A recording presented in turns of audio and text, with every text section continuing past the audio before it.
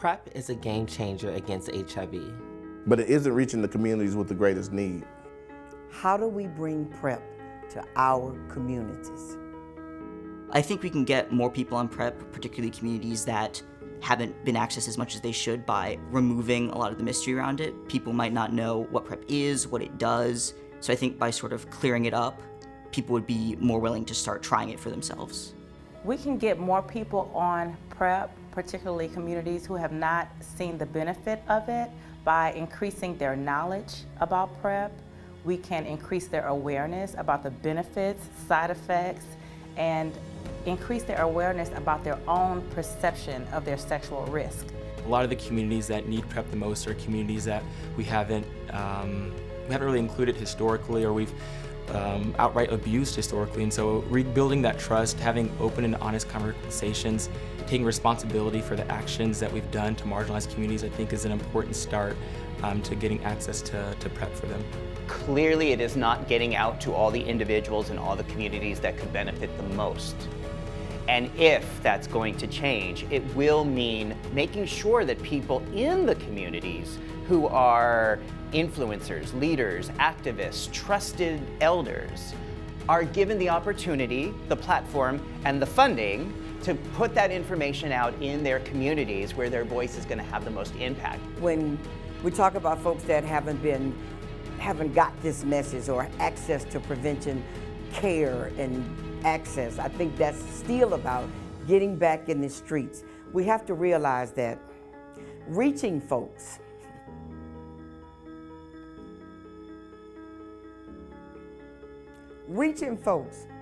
is about reaching folks. You can't do that in a silo, and you have to be willing to realize that all people have a right to health care.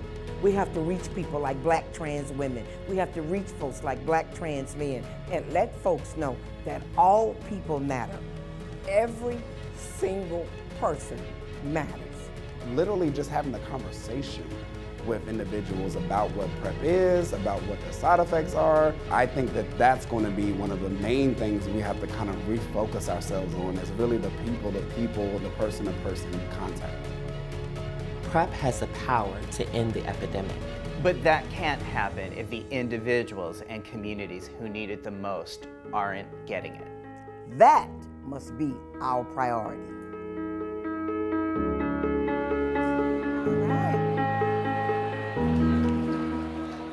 Good morning, beautiful people. Welcome to the closing plenary. I am Sable K. Nelson, Associate Manager for Policy and Advocacy at NMAC. Now, if you all have enjoyed yourself, made a couple of new friends, learned something new, make some noise.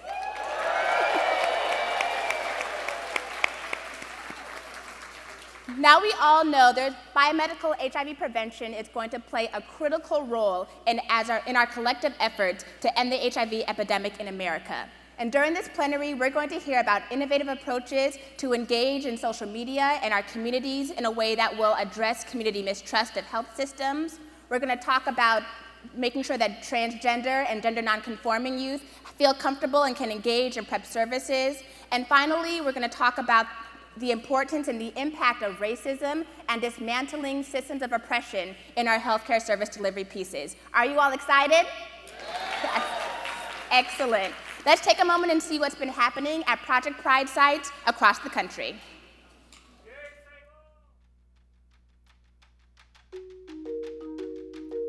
Project Pride is a 3-year demonstration project funded by CDC. It stands for PrEP implementation, data to care and evaluation, to identify how we can increase PrEP uptake among men who have sex with men and transgender women, focusing mostly on African American and Latino populations. Health departments were not funded to implement or address health equity or social determinants of health. Our health departments really said, this is what we need to do. We've got to address this. They said, yes, this is an HIV project, but if we don't deal with some of these health equity issues, if we don't deal with this mistrust that has been there for years, then it's not going to work. The individuals involved in providing those services need to be people who are trusted by the populations they're providing the services to and able to show an emotional investment in that work. And folks have really learned the struggles of providing those services to populations that don't trust us. We have to be willing to have very honest and frank conversations that these systems, these racist systems, these homophobic, transphobic, heterosexist systems are what is perpetuating burdens of disease in very specific communities. And when we start to take stock that we are part of that system, it then helps to transform the way in which we approach this work. Coming from the State Health Department, I am simply a guest in the community that I hope to serve.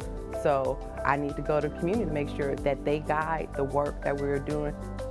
This year we moved into having trans-Pacific task force, and so because they were our priority population groups, it was amazing to be able to have their voices at the table, not the voices of people who were representing them, but their voices at the table.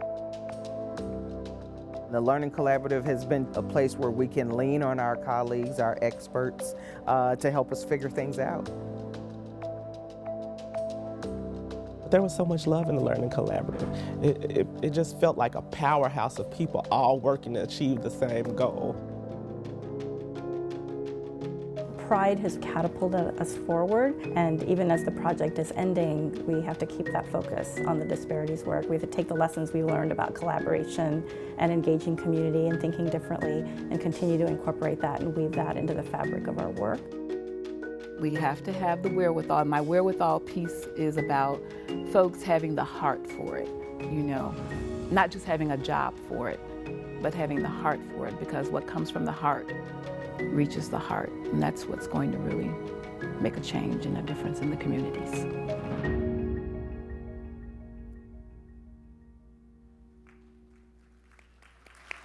Now we will have 3 incredible speakers who will share their best practices as it relates to issues our communities need to address. First, we're going to hear from Kehinde Badamose. He's a social innovative designer with Johns Hopkins University. He leads the Social Innovation Unit at the Baltimore City Health Department, which he helped to pioneer. Welcome, Kehinde. How are you? Hello.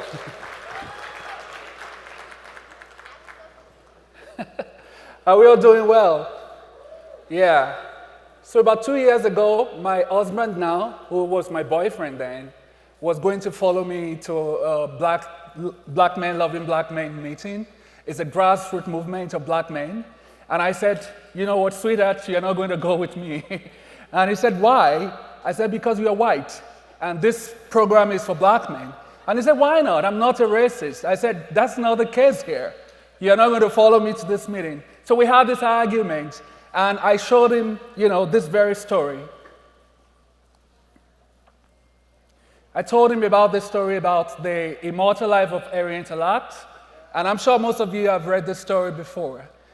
And because I was trying to tell him it's not your fault, don't try to take racism, you know, don't try to take it up as though you were the one in charge of it. I was trying to tell him that this is institutional, this is historical. It has nothing to do with you and myself. So let the black people have their space, let them enjoy their time. Because when we stay together, that is the only time we have to be able to unpack some of the things that have happened to us. So this comes to PrEP. The CDC, everybody wants us to give PrEP to the black community. And we know that it's very important. We know it's very powerful. We know PrEP is good. But hey, this is not about the pill. We know that we have to build a relationship because it's a community that doesn't trust the system, doesn't trust the government. And so we needed to build empathy, trust, and respect. So some of the tools we have used in Baltimore, it's community dialogues, human-centered design, social media, but I'm going to talk about storytelling. Storytelling has been one of the most powerful means that we have used to engage the community. Because stories, before PrEP came, stories are the way the community take care of themselves.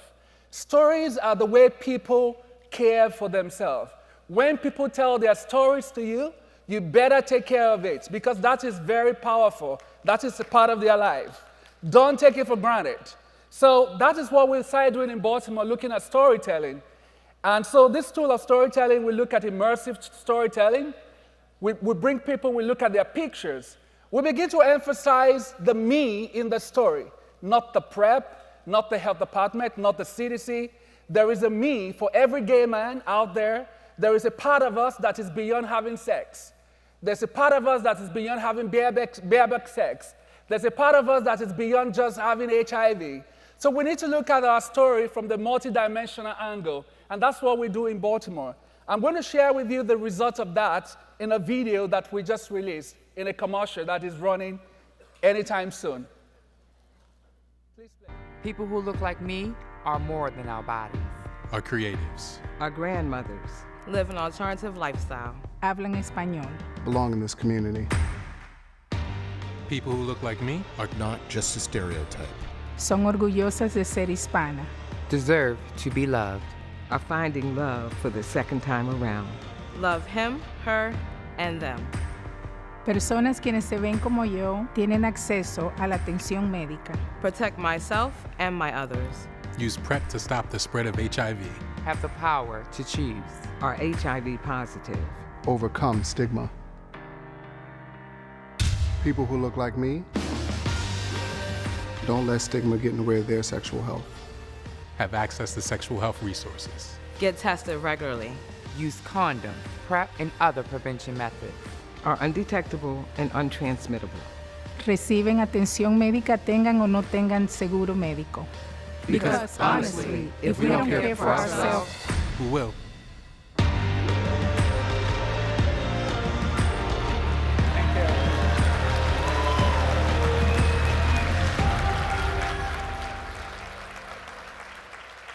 It is about taking care of ourselves. It's not just about PrEP.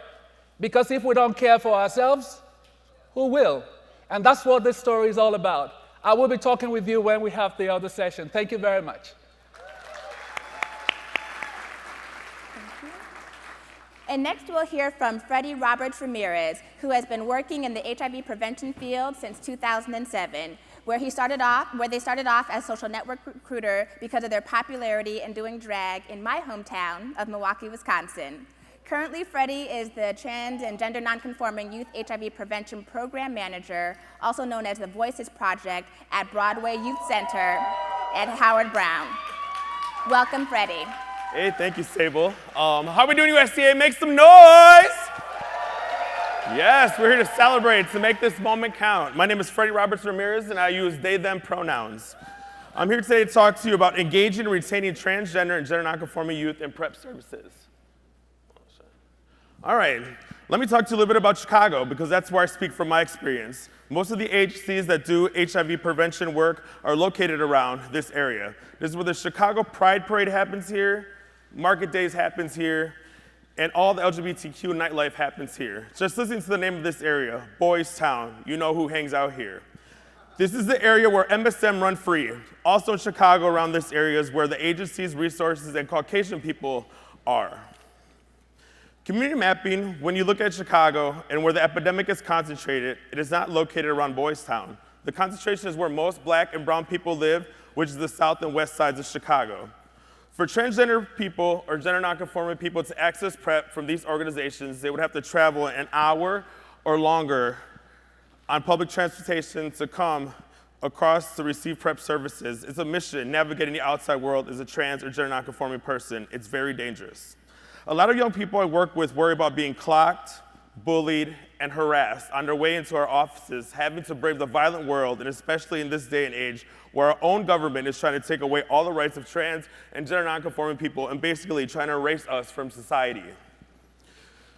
How do you expect these young people, the ones that are the most vulnerable and most in need for PrEP, because they are being kicked out of their homes, forced into sex work, and it is wrong to be trans or gender nonconforming, so employers won't hire them. There are no jobs for them, and not all trans people want to work in public health or just be testers. Transgender people deserve to grow up and live their lives as people, as the human beings that they are, and this forces the community into survival mode. Thank you. Which PrEP is not really a part of the equation. Survival mode, which usually ends trans and gender nonconforming people in a system, a revolving door where they end up in the same predicaments they were in before they got caught up, causing young trans and gender nonconforming people to get records or cases, which disqualifies them from many jobs, housing, name changes, and then they are stuck not being able to live the lives they wish they could and lived and forced back into the night. But hey, we got them on PrEP, right? What services are we to the TGNC community when we are exhausting them with gift cards for HIV testing or to fill a scope? What justice are we doing for the trans and gender nonconforming communities by not providing more resources to them to help them take care of all the barriers they have to survive to be human and to be accepted as people in our society? Why would someone worry about their PrEP appointment when they are worried if they're going to have a roof over their heads, if they're going to have food in their stomachs, if they're going to make it through the next date, or if by them leaving their houses this morning, will they make it back home alive? When people ask for data for trans and gender nonconforming people, they're usually, my bad. I see I've been talking too fast for my own self. So we did an assessment survey in Chicago where we assessed the 45 transgender people that come to our drop-in center that we do on Tuesday nights in Chicago called SSS, Southside Safe Space. There we acquired a survey, and out of the 45 people we talked to, 13 of them were on PrEP, and only 10 of them adhered to their PrEP medication. So what would you choose, PrEP or to live at the end of the day? The experience from my community and probably most communities across the country is that us, as service providers, just show up when it's time to meet scopes and deliverables for these grants that are given to us and then disappear from communities until we need them again, leaving a distrusted HIV prevention organizations, service providers, and losing any type of credibility we have to community. If we look at the maps of concentration, our ultimate goal of getting to zero, we need to stop and notice that HIV is concentrated in very poverty-stricken areas which tend to be inhabited by Black and brown people. We need to stop funneling money into organizations that cannot tap into these communities, disperse it amongst the smaller grassroots organizations that have the rapport, that have earned the trust of the communities that we cannot reach. We need to stop PrEP campaigns funding HIV testing and start investing money into programs that people can help sustain themselves. Create community-based programs where we can help our people gain skills to help us help our own communities. Invest in trans and gender nonconforming specific housing programs, create trans and gender nonconforming specific apprenticeship programs and paid internships in other areas of our organizations, just not on the front lines. We need to go back to investing in grassroots organizations that are employing the community and are working and struggling in these communities, in these areas, to help uplift people that are affected by HIV. I'm saying this because I am from community. I'm a former drag performer, turned into a social networks recruiter, then a volunteer, then offered an opportunity to become a health educator. I took every training, every course that was offered to help advance myself. I'm so grateful for the Wisconsin Leadership Fellowship of People of Color, because without that opportunity, I was afforded the knowledge and the schooling that I needed to get me to where I am here today. The manager of one of the most successful trans and gender nonconforming youth programs at Howard Brown Health, and I'm able to stand here today before all of you and tell you that this is possible and this is how we are going to get to zero. I didn't need PrEP, I needed an opportunity. Thank you. Thank you. Yes. Thank you, Freddie. Now we'll hear from Rocky Block, who has been involved with educational and public health programming for over 13 years and is currently the capacity building supervisor for the Louisiana Department of Health STD HIV program. Rocky oversees the development and coordination of all STD, HIV, HCV, and clinical-related technical assistance and capacity building needs for clinical sites across the state of Louisiana. Welcome, Rocky.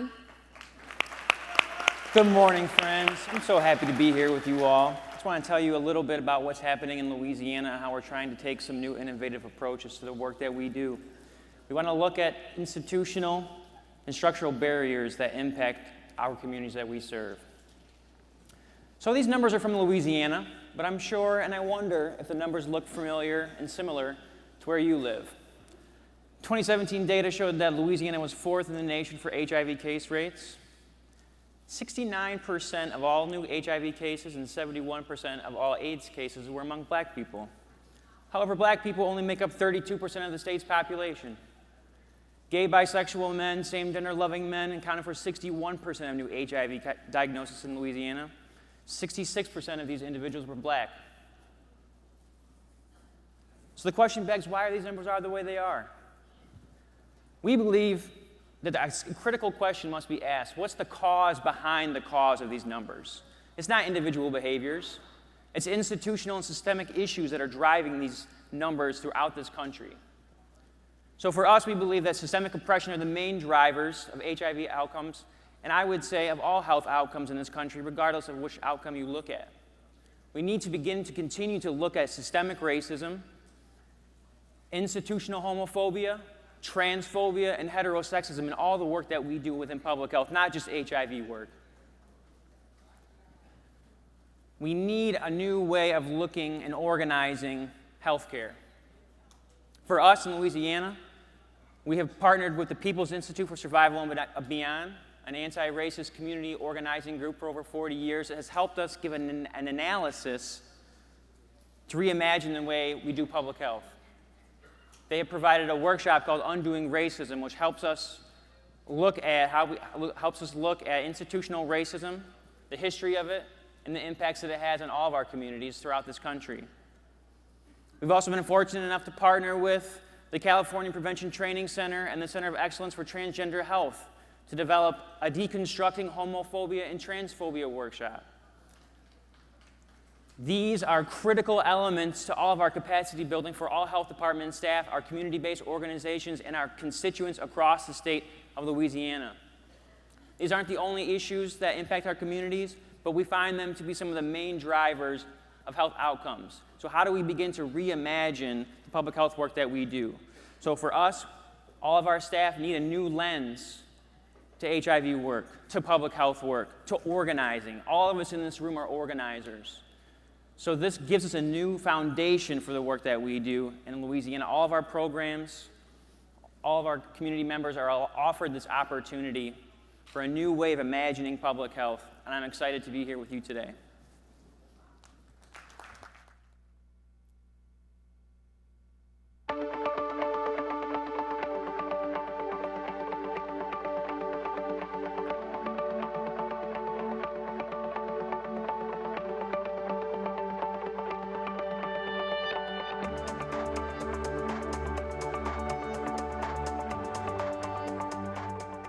For me as an individual, I'm still on Medicaid, and so thankfully now PrEP is offered under Medicaid for those who are not positive as a means as a preventative measure.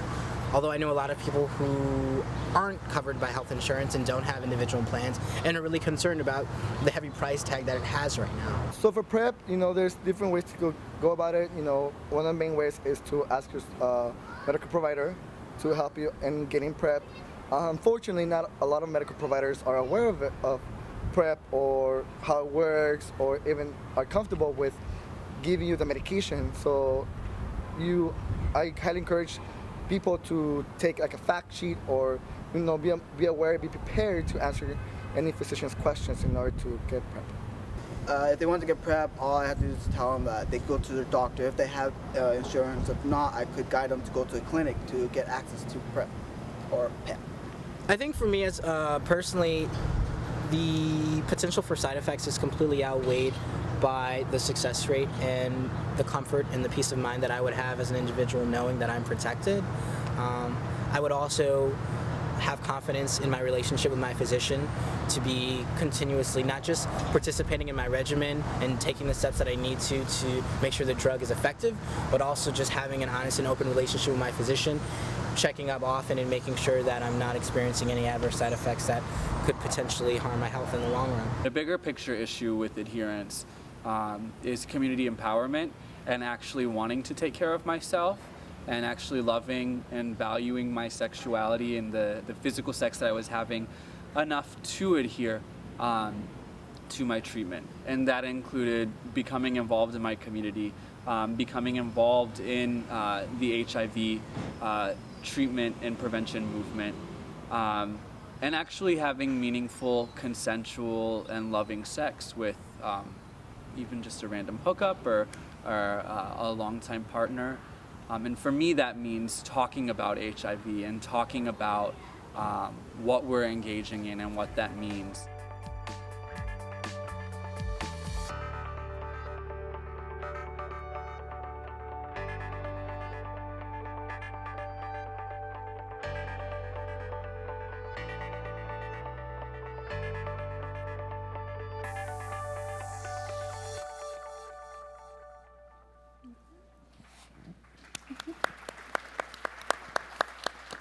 As you can see, we've been joined on stage by several incredible individuals, so let me go ahead and introduce them right quick. We have Jimmy Watt, who's a fellow in NMAC's Gay Men of Color program and program coordinator for Project Ohana in the Bay. We also have Nikki Kalma, who's a scholar in our HIV 50+ Strong and Healthy program, and she serves as the Associate Director for the San Francisco Community Health Center, formerly API Wellness. And we are also joined by Sylvia Valerio. She's an advocate in NMAC's Reclaiming Our Place at the Table program and client advocate for Bienestar Human Services. The first question for the panel will be for Jimmy, Nikki, and Sylvia. What is a PrEP success story from your community? I'm gonna start. Working with a Latinx and new immigrant from Mexico and Central America, we know that they have no information about PrEP. And also, it's not a secret that many of them are using sex work to survive. One of the tools that we have in Bienestar is risk reduction counseling and PrEP navigators to help them to get in PrEP. Another success program that we have is prostitution diversion program. That include HIV testing, STD screening, and PrEP. And we help them to retain and in care. Okay, thank you. Nikki? Yes. So I just wanted to correct my title. I'm a director now. Oh, so, thank you. Yes. Thank you. Yes, ma'am. Yes, ma'am. Absolutely. So, so as the director of programs and community engagement, I oversee all our PrEP programs. And I think one thing that is really very evident in making our program successful is collaboration. We recognize our strengths as an organization, but we also recognize where we can do better. And sometimes it takes collaborations to make that happen. We collaborate with two amazing organizations in the Bay Area, Instituto Familiar de la Raza, and also ELA para Trans Latinas, to reach out to our Latinas who are really needing all this information, you know. And aside from the collaboration, it's very important that we all communicate amongst each other in the system of care, because we want to make sure that we're all moving at the same time, you know, so. All right, thank you. Jimmy? So definitely stories are amazing, and usually stories are most impactful when it's personal. So the story will start with me, because being on PrEP, it's really what is the information we have. And so as a health educator, most of the time I'm presenting these information and individuals will ask, do you have that experience? Do you know what it is? And when I started many years ago, when I was like 6 years old, you know, I didn't. And then when things were more accessible, I definitely got on PrEP and I got that experience. And from that experience, I've noticed that I was able to talk about my experience and inform individuals coming to the workshop series, health educations, and encouraging them to get on PrEP. And individuals sometimes will say, well, that's a gay, you know, pill. And I'm like, no, it's not. Anybody can take it. I was talking with somebody a few days ago who was a lab worker, and he's like talking about pretty much like sometimes, like, you know, lab workers who are working with needles and stuff like that sometimes accidentally prick themselves. They do get on PEP, but then afterwards, what happened? They don't go on PrEP. And I'm like, why is not? Because they're working with a lot of like sharp object and like, you know, bodily fluids and whatnot. So it, you know, gets me thinking. And so this is like the information that I've gathered from USCA, and I'm hoping to bring back to the community. Thank you, Jimmy.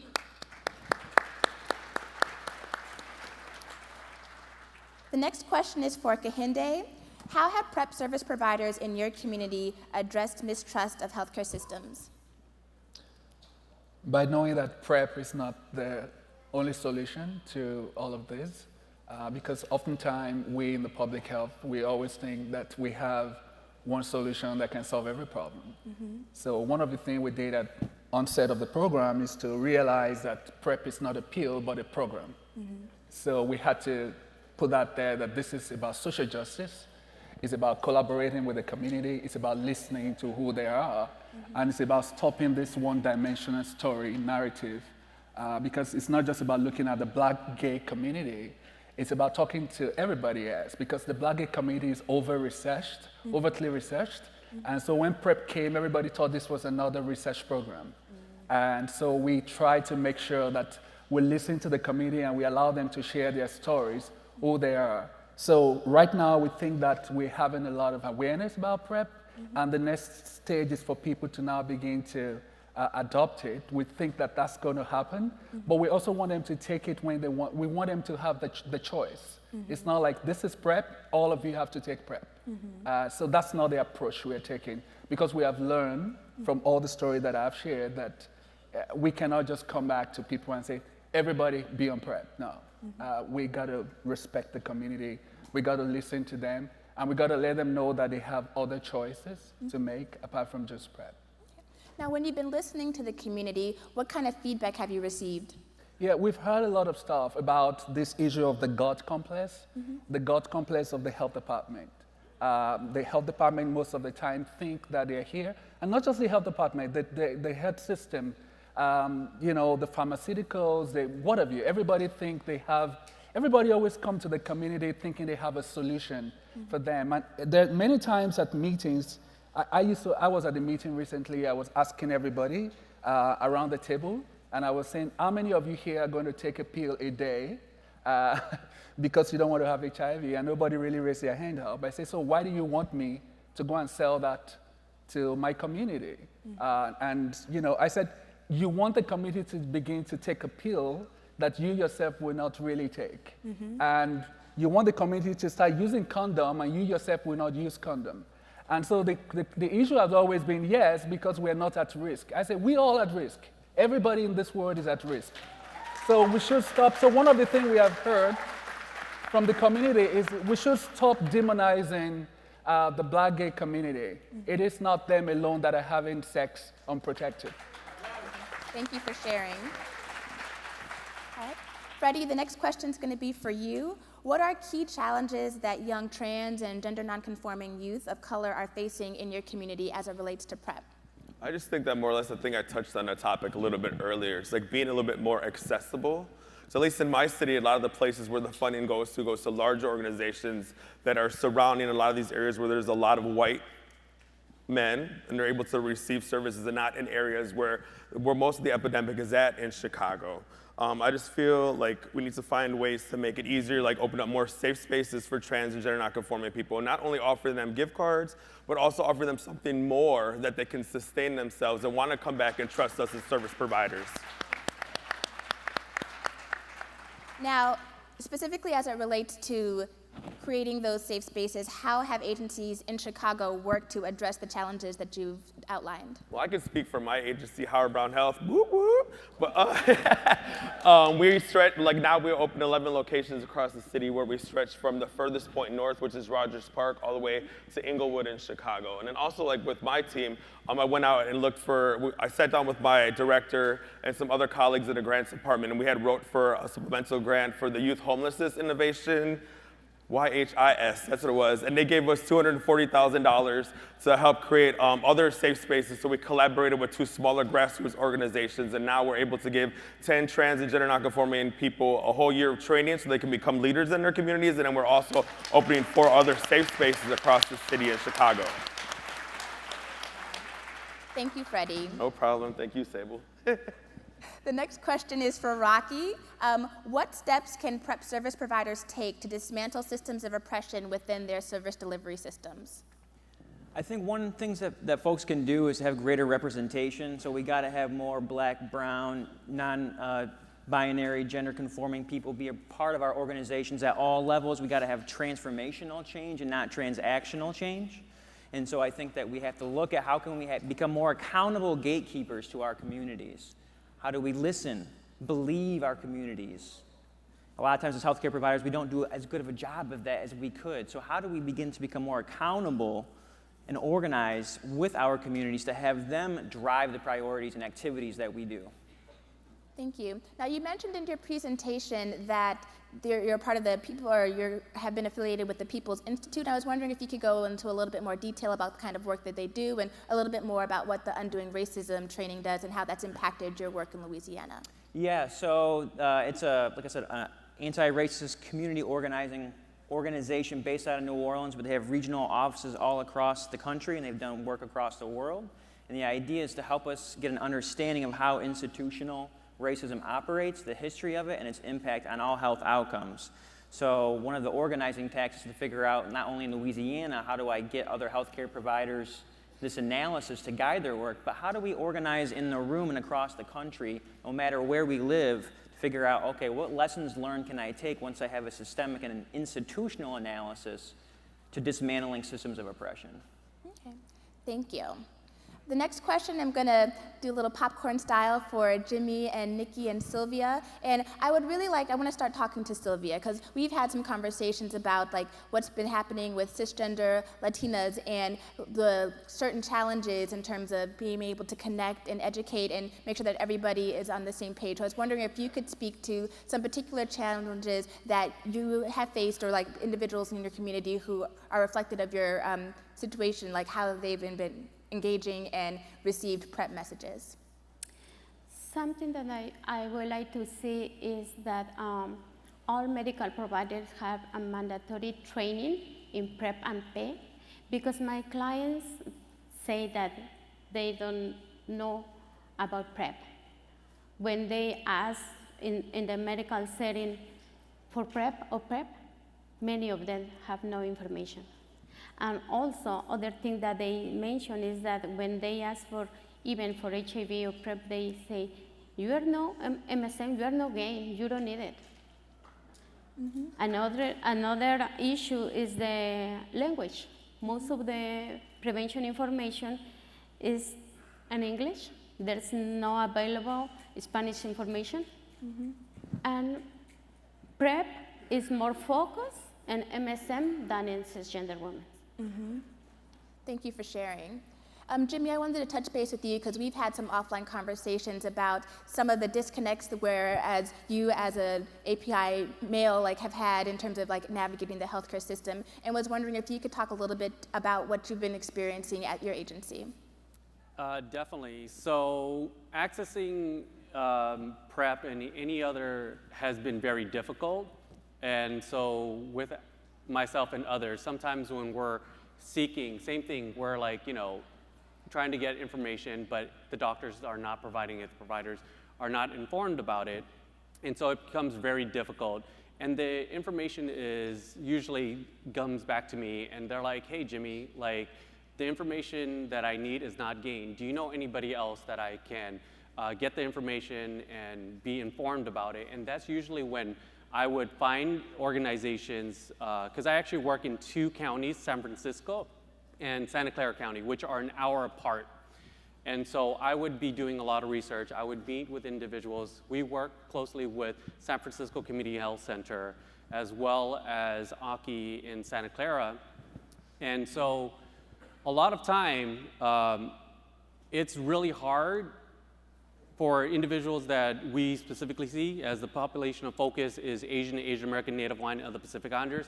They have been told that they're not high risk. They're not engaging in anything risky, but they are. And so the statistics, even with the CDC and everything else, is so low that that's what the information that the providers are getting, that they're low risk. They're not at risk at all to be seeking, getting tested regularly. And so it becomes really hard for these individuals that need services. Thank you for sharing. And Nikki, I wanted to follow up with the question. You talked about the importance of communication and collaboration, and that's really been a big hallmark of what your agency's been able to build upon to make sure that you all have successful programming. But I also wanted to touch base with you on what are some of the specific innovations that you've been able to do to make sure that trans and gender nonconforming individuals are able to feel safe in your workplace and in your agency. Well, I think it's so important, and I think everybody knows about this, is that when a transgender person would like to go into an organization, they would like to see somebody who is like them, okay? And I'm not only talking about a receptionist, I'm talking about the people who does the work, basically, from frontline staff to leadership roles, Amen. Okay? Because it is so important that we could have that continuum, that people can trust folks in the whole system, I also want to make sure that, it's important that everybody is at the table, when we're making decisions. Just because my risk is lower does not mean that PrEP is not important to me. So it has to be everybody who's going to be there. So at the agency, we really try to bring people all on board, from gender nonconforming folks to the trans folks, and even our straight folks, they really just, I don't want to use the word straight, but our cis folks, and hetero, is that they are curious about PrEP. They want, it's so important to bring everybody on board, because if we're going to get to zero, everybody has to be part of this, not just, a few folks who are, because we can get all infected, So. Thank you for sharing. Now, the last question is for everyone.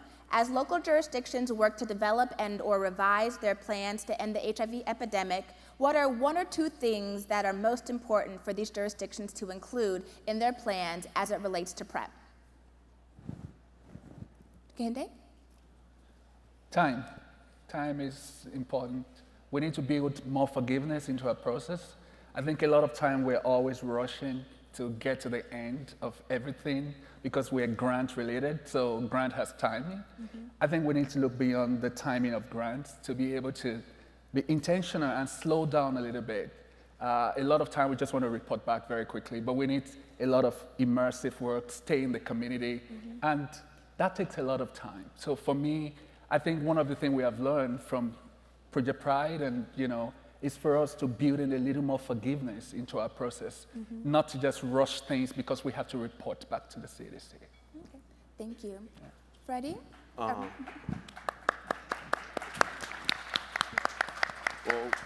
hello? All right. I think what I would say is two things for me. So when the jurisdictions are thinking about funding places and giving this money away, that they should give funding specifically for trans and gender nonconforming programs in these jurisdictions. Also writing into those plans that they need to hire and put trans people in those places to do the work for their community. Also more funding to give youth opportunities to develop themselves as youth workers and leaders, since youth don't have basic life skills usually because of being pushed out of their homes by families and trying to fend for themselves. Give them something to use to help survive. Also programs to help develop community leaders such as house mothers and fathers from the ballroom scene. These are the key to getting people into youth programming that can help them stay negative and get them on PrEP and also adhere to medication. And also funding grassroots organizations. They're doing all the hard work with little to no funds, so you can imagine if they had some money what they could do. Thank you.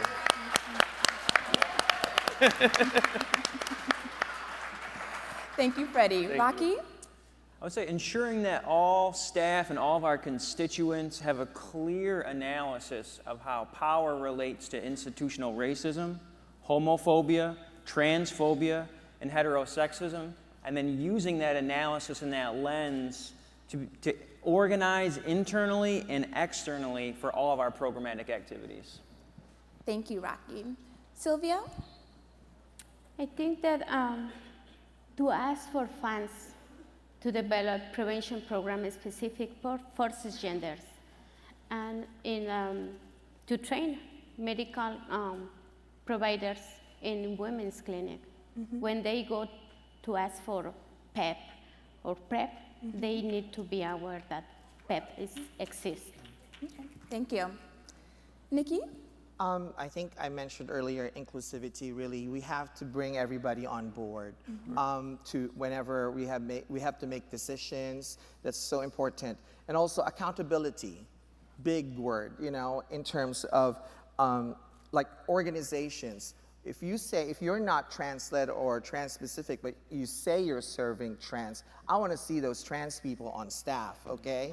Because we need to see who we are at your staff. And don't just get the money, okay? So, also it's important. You know, I think that I just want to go off on quickly over here is that it's gone long enough. You know, I think not only should we include trans folks into or unrepresented communities, but we also have to nurture leadership development, especially in the transgender community. You know, if you're an executive director, if you're a what do you call it, fund manager or something, you know, if you raise funds, if you can't find money for leadership development for your staff, then you're not doing your job, okay? So you have to find money to nurture leadership in your community, in your organization. Thank you, Nikki. Jimmy? First would be including information on PrEP and other like preventative, because abstinence is cool and all, but there's a lot of good information out there because we know people are going to be engaging in sexual behaviors or substance use. So include those information where PrEP will be able to help individuals access that information. And then also, like, not turning anyone away. Because myself, my program, when we went and tried to get our participant tested, we went to 4 different locations to get our participant tested, and that is ridiculous. 4 different sites, sorry, we can't test you because you're not within our population that we're gearing towards. So that goes towards your funders. Whoever is funding, whoever is writing the grants, should also include, if any individual is seeking help, services, do not turn them away. Just because they're not included in the numbers you're looking for, they should not be turned away.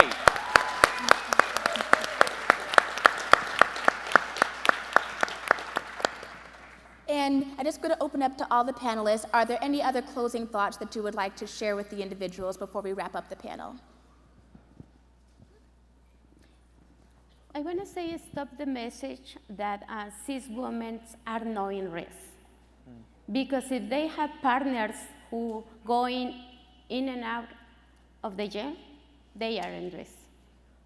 If they have partners who are using substance, injected drugs, they are in risk. And for those who are sex work to survive, are in risk. But many of the health departments say that cis women are no high risk. And we can see the statistics. Thank you for sharing. Anyone?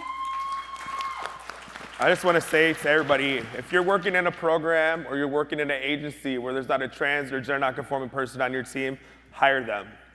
Thank you. And anyone else? Okay. So I want to make sure that we give a rowdy and loud round of applause for our panelists today. Thank you all so much.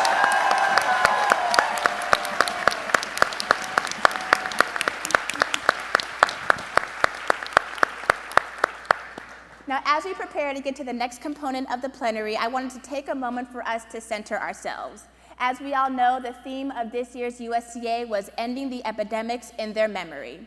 And as we close from this panel discussion, I would like for each of us to think about the memory of who and or why we are committed to ending the HIV epidemic through biomedical HIV prevention. So what I'm going to do in a second, I'm going to count to 3, and what we're going to do is speak those names into this space. We're going to say them aloud, bring their spirit into the room, so when we go back home to do the work, that they're carried with us in that way. So let's get it started. 1, 2, 3. Deidre. Well, talents.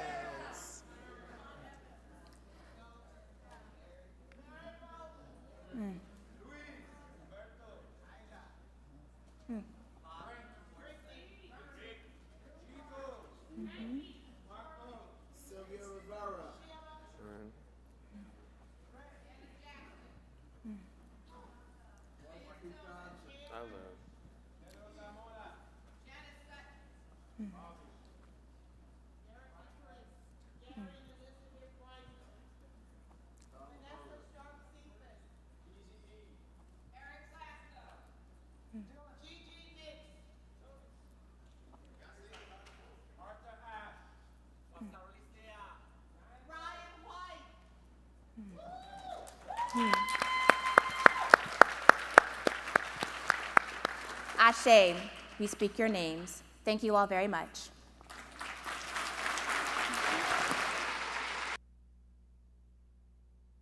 Please welcome back to the stage Michael Carfin and the DC, Maryland, and